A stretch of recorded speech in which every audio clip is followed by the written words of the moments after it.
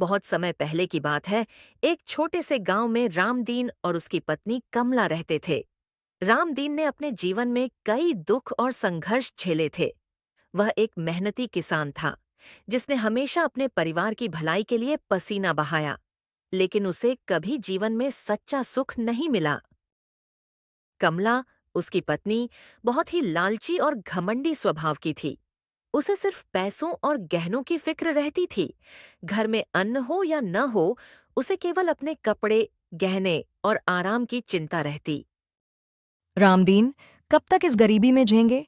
तुम कुछ बड़ा क्यों नहीं करते? कमला, मैं दिन रात तेरे और ध्रुव के लिए मेहनत करता हूं, लेकिन तुम्हारी लालच से मैं तंग आ गया हूं। घर में अनाज नहीं और तुम्हें बस गहनों की पड़ी है। रामदीन की बातों से कमला चौंक गई।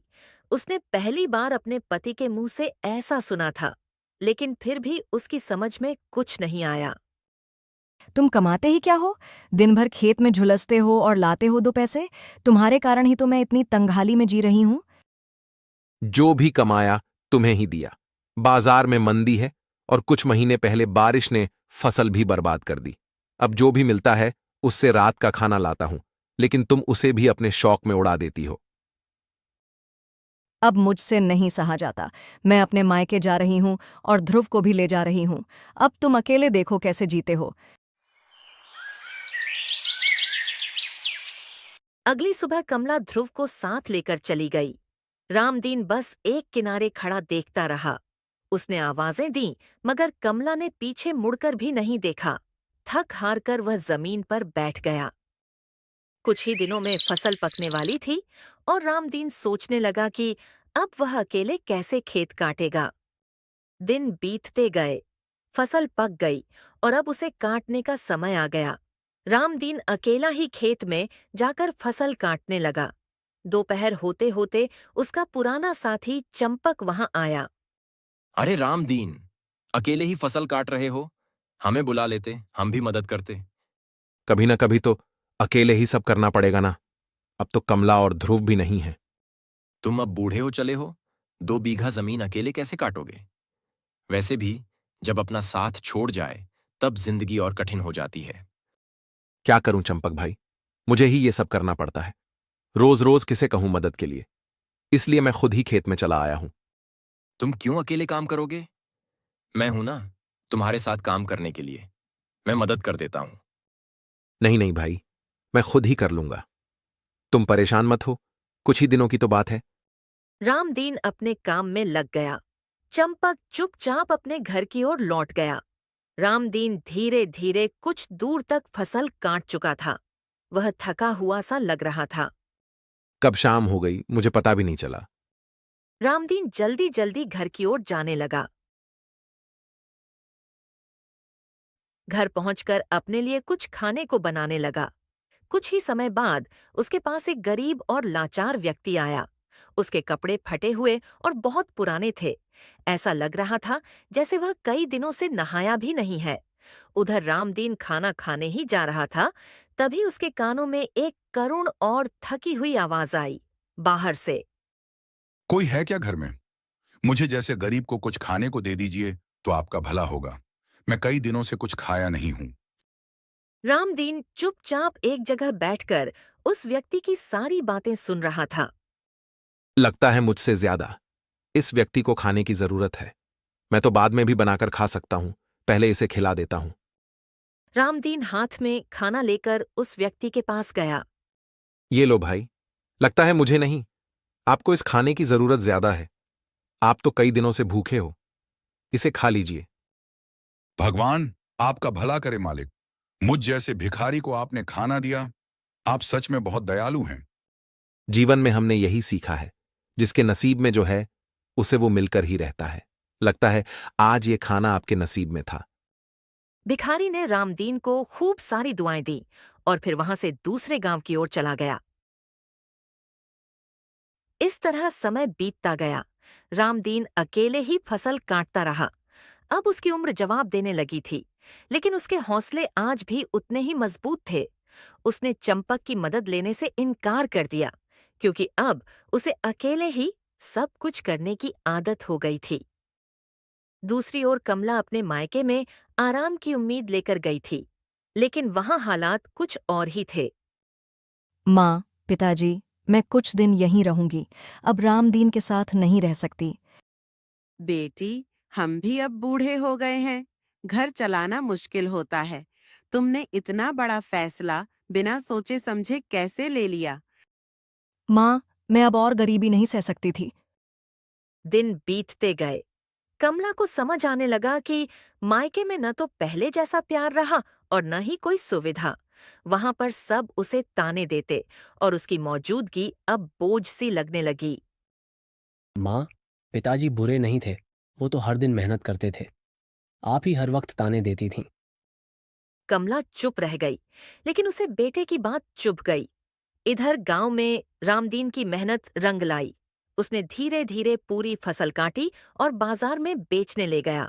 सौभाग्य से इस बार दाम अच्छे मिले। उसने थोड़ा पैसा बचाकर रखा और बचे पैसों से खाने पीने का सामान खरीद लिया। एक दिन गांव का सरपंच रामदीन के पास आया। रामदीन, इस बार तुम्हारी फसल सबसे अच्छी निकली है। गांव के युवा अब तुमसे खेती सीखना चाहते हैं। मैं तो बस अपना काम कर रहा हूं सरपंच जी। रामदीन अब गांव के लोगों के लिए एक मिसाल बन गया। उसकी सादगी, मेहनत और सच्चाई ने लोगों का दिल जीत लिया। इसी बीच कमला को भी अपने किए का पछतावा होने लगा। मायके में दिन ब दिन उसकी हालत और खराब हो रही थी। एक दिन कमला बेटे के साथ गांव लौटने का फैसला करती है।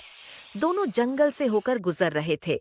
तभी उन्होंने दो साधुओं की बातचीत सुनी। जंगल के बीचों बीच एक मायावी पेड़ है। उससे जो भी सच्चे मन से कुछ मांगता है, उसे सब कुछ मिल जाता है। हाँ, मैंने भी सुना है। वह कोई साधारण पेड़ नहीं है। जिसने भी गलत इरादे से वहां जाने की कोशिश की, उन्हें उसका दुष्परिणाम भुगतना पड़ा। वह पेड़ केवल अच्छे और सच्चे मन वाले लोगों को ही फल देता है। साधुओं की बात सुनकर कमला कुछ देर ठिठक गई। उसका मन विचलित हो गया था। अब तक वह सिर्फ अपने आराम और लालच के बारे में सोचती रही थी, लेकिन जंगल के इस रहस्य ने उसे सोचने पर मजबूर कर दिया। बेटा, क्या हमें उस मायावी पेड़ को ढूंढना चाहिए? अगर वो सच में हमारी मदद कर सकता है, तो हम रामदीन से भी अच्छे जीवन जी सकते हैं। माँ, साधु कह रहे थे कि वह पेड़ सिर्फ सच्चे और अच्छे मन वालों को फल देता है। हमें वहां बिना लालच के जाना चाहिए। अगर हमने कुछ गलत सोचा तो कुछ भी हो सकता है। कमला ने पहली बार अपने बेटे की बातों को गंभीरता से सुना। वह अब खुद को दोषी महसूस करने लगी थी, परंतु उसके मन में एक आखिरी आशा थी। शायद वह अपने किए पर पछतावा जताकर कुछ सुधार कर सके। दोनों माँ बेटे ने जंगल के भीतर की ओर कदम बढ़ाए। घना जंगल था, लेकिन जल्द ही उन्हें एक अद्भुत चमकता हुआ पेड़ दिखाई दिया। उसकी शाखाओं से प्रकाश फूट रहा था और उसके चारों ओर एक शांत और पवित्र आभा फैली हुई थी। हे मायावी वृक्ष, मैं जानती हूँ कि मैंने अपने जीवन में बहुत गलतियाँ की हैं। मैंने अपने पति को छोड़ा, उसे ताने दिए, लालच में अंधी हो गई। लेकिन अब मैं सच में पछता रही हूँ। मैं सिर्फ एक मौका मांगती हूँ, फिर से रामदीन के पास लौटने का। अगर आप मुझे क्षमा कर सकें तो कृपा करें। कमला ने आंखें बंद कर लीं और सिर झुका दिया। कुछ क्षणों तक कोई प्रतिक्रिया नहीं हुई। फिर से कमला ने बोलना शुरू की, तभी भी कुछ भी नहीं हुआ। तभी पेड़ में से एक आवाज आई। तुम यहाँ इसलिए आई हो कि तुम्हारा जीवन बदल सके, लेकिन तुम्हें नहीं मालूम है कि तुम केवल अपने फायदे के लिए आई हो। तुम्हारे अंदर लालच भरा हुआ है। तुम दूसरे को केवल दुख और परेशान देखना ही चाहती हो। मैं तुम्हें इसके बदले में श्राप देता हूँ कि आज से तुम दोनों जानवर में बदल जाओगे। नहीं नहीं मायावी पेड़, हमें कुछ नहीं चाहिए, हम यहाँ से चले जाते हैं। लेकिन आप इस श्राप को वापस ले लो। अब ये नहीं हो सकता है। जो कि सच और दयालु मन का व्यक्ति होगा, उसके वजह से ही तुम दोनों मनुष्य के रूप में आ जाओगे। पेड़ के श्राप की बात सुनकर कमला और ध्रुव घबरा गए। कमला ने मायावी वृक्ष के आगे बहुत विनती की, लेकिन सब व्यर्थ गया। देखते ही देखते तेज हवा चलने लगी। वृक्ष की शाखाएं हिलने लगीं और चारों ओर अजीब सी रोशनी फैल गई। अब समय आ गया है। तुम्हारे भीतर का लालच तुम्हें उसी रूप में ढालेगा जो तुम्हारे कर्मों के योग्य है। आकाश में बिजली सी चमकी और कमला और ध्रुव के शरीर में भयानक परिवर्तन होने लगा। ध्रुव एक कुत्ते में और कमला एक हिरनी में बदल गई। ध्रुव, ये क्या हो गया हमारे साथ? माँ, मैं कहता रहा था कि लालच मत करो, लेकिन तुमने नहीं सुनी। अब देखो क्या हाल हो गया हमारा। अब दोनों को जंगल में ही रहना पड़ा। धीरे धीरे उन्होंने झाड़ियों में रहना, जो भी मिल जाए वो उसे खा लेते थे और अन्य जानवरों से बचकर रहना सीख लिया। समय गुजरता गया और अब उन्हें कई महीने बीत चुके थे। इस बीच गांव में सरपंच अपने घर की ओर जा रहा, तभी रास्ते में उसे रामदीन मिल गया। अरे रामदीन भाई, आजकल तुम तो चौपाल पे दिख ही नहीं रहे हो। नहीं सरपंच जी, हम थोड़ा खेत के काम में लगे हुए थे, इसलिए हम कुछ दिनों से आ नहीं पा रहे हैं चौपाल पे। वैसे भी तुम्हारी पत्नी और बेटा तो घर छोड़ के जो चले गए तुम्हारी वजह से। कर्म का फल सबको एक ना एक दिन मिलता है सरपंच जी, सबका मालिक एक जो है। इतना बोलकर रामदीन खेतों की ओर चला गया। सरपंच भी घर की ओर जाने लगे। कुछ दूर आगे बढ़ते ही उन्हें एक कुत्ता दिखाई दिया, रास्ते के बीचों बीच में।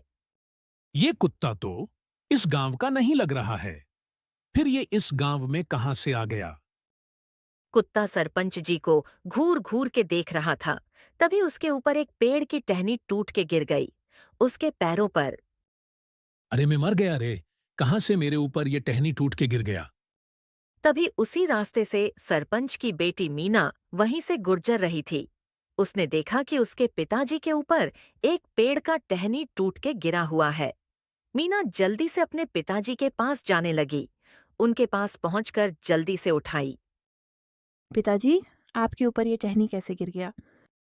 मीना ने जल्दी से अपने पिता को सहारा दिया और उनकी चोट को देखने लगी। सरपंच के पैर में तेज चोट लगी थी और वह ठीक से खड़े भी नहीं हो पा रहे थे। पिताजी, आपको तुरंत वैद्य जी के पास ले चलना होगा, खून बह रहा है। हाँ बेटी, मगर ये कुत्ता, इसने मुझे देख लिया था। ऐसा लगा जैसे कुछ कहना चाहता हो, फिर ये टहनी टूटकर गिर गई। मीना ने उस कुत्ते की ओर देखा जो अब भी कुछ दूरी पर बैठा था और बड़ी ही करुणा से उन्हें देख रहा था। उसके साथ एक हिरनी भी वहीं पास में खड़ी थी, जैसे वह भी किसी चिंता में हो। ये दोनों जानवर कुछ अलग ही लगते हैं, जैसे ये हमें कुछ समझाना चाहते हों। मीना ने अपने पिता को सहारा देकर घर की ओर ले जाना शुरू किया, लेकिन कुत्ता और हिरनी उनका पीछा करने लगे। उन्होंने किसी तरह से वैद्य को बुलवाया, जिन्होंने सरपंच के पैर की मरहम पट्टी की। रात को मीना खिड़की से बाहर झांक रही थी और उसने देखा कि वही कुत्ता और हिरनी सरपंच के घर के पास ही बैठे हैं। उनका चेहरा उदास मगर शांत था, जैसे इंतजार कर रहे हों कि कोई उन्हें पहचाने। रात को ये जानवर आखिर चाह क्या रहे हैं? कहीं ये वही नहीं जिनकी बात जंगल के साधु कर रहे थे? अगली सुबह मीना उन जानवरों के पास गई और कुछ फल पानी उनके सामने रख दिया। दोनों जानवरों ने सिर झुकाकर जैसे आभार प्रकट किया। तभी मीना के दिमाग में एक विचार आया। अगर ये सच में शापित इंसान हैं, तो शायद इन्हें फिर से मानव रूप दिलाने का उपाय हो सकता है। मीना उस रात जंगल के उसी मार्ग पर गई जहां से साधुओं की बात सुनाई दी थी। वह पूरे विश्वास के साथ मायावी वृक्ष के पास पहुंची। हे मायावी वृक्ष, अगर इन जानवरों का दर्द सच है, अगर वे वास्तव में अपने कर्मों के कारण इस रूप में हैं, तो कृपया एक बार उन्हें अवसर दीजिए। कमला ने गलत किया होगा, लेकिन शायद अब वह पश्चाताप कर चुकी है। कुछ देर मौन के बाद वृक्ष की शाखाएं हिलने लगीं। हल्की सी रोशनी फैल गई और एक मधुर गंभीर आवाज गूंजने लगी। मीना, तुम्हारा मन निर्मल है और तुम्हारी करुणा सच्ची। तुम्हारी प्रार्थना ने मेरे श्राप को पिघला दिया है। जिनमें सच्चे दिल से पश्चाताप होता है, उन्हें नया अवसर मिल सकता है। उसी क्षण गांव के पास बैठे कुत्ते और हिरनी के शरीर में तेज चमक फैलने लगी। रोशनी के साथ वे दोनों धीरे धीरे अपने पुराने मानव रूप में लौटने लगे। कमला और ध्रुव फिर से इंसान बन गए। धन्य हो मीना, तू न होती तो शायद हम जीवन भर यूं ही पशु बने रहते।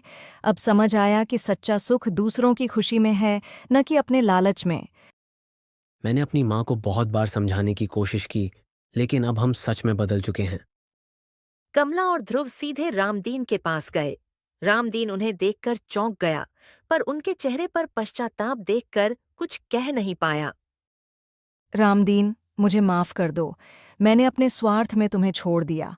अब मुझे समझ में आ गया कि असली धन तुम्हारी सच्चाई और मेहनत थी। जो गलती समझ जाए वही इंसान है। चलो सब भूल जाओ, घर वापस चलो। अब गांव में फिर से रामदीन का परिवार एक साथ हो गया। कमला पूरी तरह बदल चुकी थी।